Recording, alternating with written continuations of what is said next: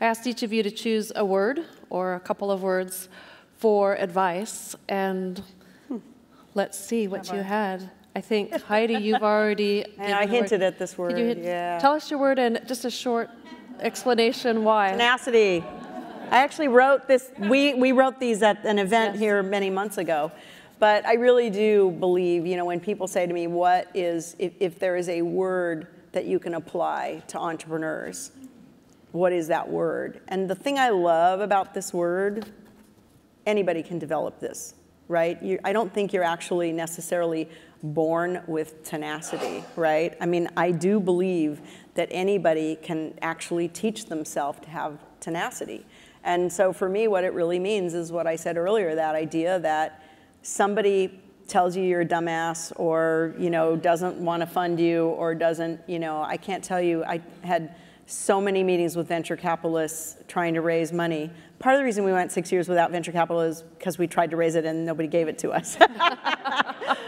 Which was actually a blessing in disguise, because if they had given us the money, they probably would have fired me in the first year or something for being an inexperienced CEO. But because we bootstrapped the company, I got to learn for 6 years, and then they actually liked me.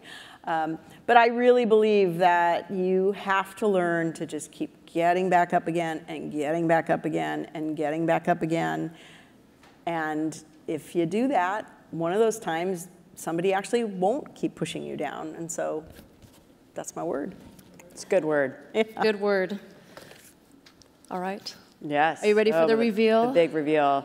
Mine's sweat the details. So what do I mean by that? So often when you're building a company, you do things that aren't scalable up front so that they can be scalable tomorrow. And so I remember when we were first trying to get to our first 100 customers, it was so hard.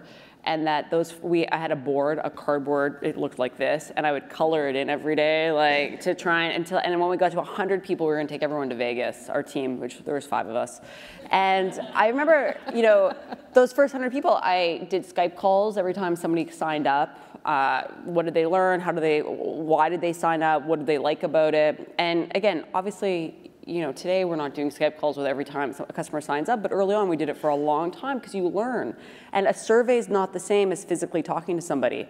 So today, you know, our marketing team was trying to figure out, and I was like, well, have you looked at the list of customers who have signed up the last week and just gone through? They're like, well, there's, you know, 12,000 of them that signed up yesterday. I was like, 12,000 is not that many. You can go line by line and spot the patterns. And they're like, that's not scalable. I was like, to get to scalable things, you have to sweat the details and do unscalable things at first. And it's these things where you do things that are unprofitable to make them profitable. And again, no, you can't write programs or abstract unless you get into the details. And so for a long time, I did customer support for Cloudflare. I don't anymore, but I still, you know, chime into a support channel once in a while, just because it's like you want to be there in the details. And again, I think that's actually what I love most about my job. So sweat the details, it matters.